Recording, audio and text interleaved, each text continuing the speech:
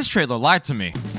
Motorsport doesn't make sense to most people, and probably even less so if you like watching anime. There's a good chance that you've probably liked the occasional Itasha tweet that pops up in your timeline, but I'm willing to bet that the chances of somebody going from ha ha Hatsune Miku car to getting excited about rich dudes driving around in circles is about the same chances of Mappa improving in working conditions. Which, you know, isn't gonna happen. But that's the interesting part about motorsport anime. It's a fairly small subgenre, all things considered, so when somebody decides to make one, it's coming strictly from a place of passion. It's a bold choice, to say the least, and an even bolder one by Studio Chorka for it to be an anime original. Truth be told though, there was just no universe where I wasn't going to watch this. But Alan, I hear literally nobody asking, why the hell would you care about a motorsport anime? Because, dear viewer, I've been watching F1 since Seb's dominance in 2010, so if there's anything in the world that I'm qualified to talk about, it's probably this. Kouya Madoka is not the type of protagonist I was expecting while going into Overtake. He's a freelance photographer who takes pictures for magazines, and he knows nothing about motorsport, let alone F1's three-step down counterpart. By complete chance, he ends up at a motorsport event to take some pictures, but oddly enough can't take pictures of people because of some trauma or something, which is kind of crazy if your job is literally taking pictures, but hey, I'm shit at making these videos, so who the fuck am I to judge? Kouya, then through a myriad of interactions, ends up meeting the members behind two of the teams competing, being Belsorriso and Komaki Motors, with Belsorriso being loaded in terms of talent, money, and fangirls. But then there's also Komaki Motors, who are loaded in heart and spirit, and they have no money. But whatever Komaki Motors lack in terms of funding, they make up for with their driver Haruka Asahina. And Haruka is a bit of a dick at first. He's a strictly business, no-nonsense kind of guy, with his response to Kouya saying he'll cheer him on being, I don't need you to cheer for me, I can race alone.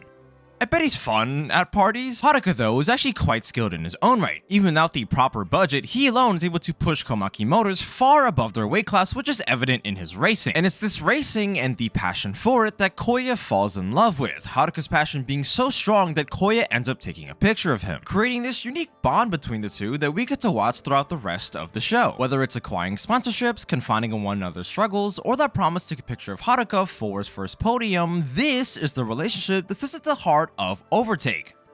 And I don't like it. But hey, hold on, before you click off, there are still things that I very much like about the show, like for example, the racing.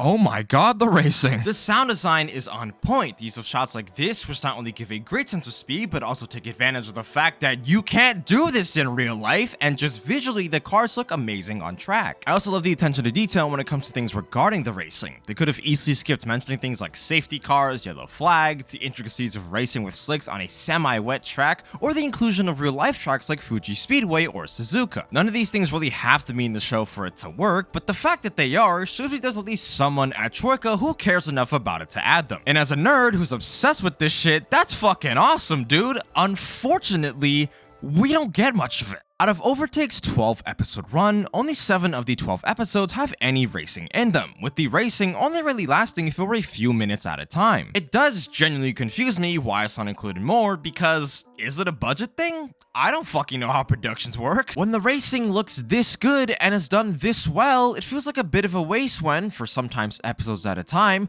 I'm taken out of what I think the show does best. And not to literally undermine the unimaginable life-changing effects that a natural disaster like tsunami would have on somebody's life, but Kouya's trauma feels sort of detrimental concerning the show as a whole. Don't get me wrong, it's not a matter of quality. I think those episodes, especially episode 9, for what they are incredibly impactful and poignant. And hell, I'm all game for the show doing things besides just racing. One of the biggest reasons why Haikyuu is my favorite sport anime manga is because of its ability to explore themes and concepts beyond just volleyball. Like that frustration you get from watching someone who's just naturally so much better than you, or how sometimes in life, especially if we're going balls to the wall, we just need to slow the fuck down. With Overtake, we don't get any of that. We're lacking that nuance and execution, because in the context of a show about racing, there's not much overlap there. Kouya witnessing that disaster doesn't tell me anything more about Haruka. At best, it can be loosely tied to Satsuki's accident, but it doesn't really have anything to say about Toshiki's anxiety about being the lead driver. I am talking a massive amount of shit, but I honestly do commend them for taking the chance to do something different.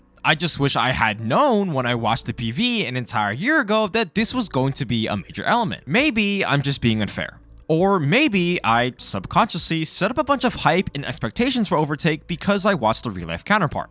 I don't know. What I do know is this sucks because more than any other show and probably ever, I wanted to love Overtake so bad. And I don't. But that's okay, because I can still enjoy the parts of it I love and would honestly like to see where it goes next. There's lessons to be learned coming from a show like Overtake, and even if it didn't exactly do what I wanted it to, I'm so fucking happy it even exists. It's a massive risk to make an entirely original show about motorsport of all things, and even with its flaws, those moments when Haruka pulls a Charles Leclerc by overtaking on the outside of Suzuka's turn 1, tries to take 130R on slicks when it's pouring fucking rain, or fuck it, just the entire final episode 12 sequence between Satsuki and Haruka, culminating in the move that he wasn't able to pull off in the first episode that's also edited the same? Goddamn, can these dudes fucking cook? I guess the only thing I can really say is that I hope there's more. I hope even more studios take a chance on motorsport. I hope Overtake and MF Ghost, which I didn't even mention at all in this video, get second seasons. Because if there's anything to take away from Overtake's existence, it's that motorsport anime can be done. At an extremely high level at that. It'd just be nice if it was a little more focused, because Lord knows if there are more opportunities for my two biggest hobbies to cross over once again, you already know I'll be lining up on the grid.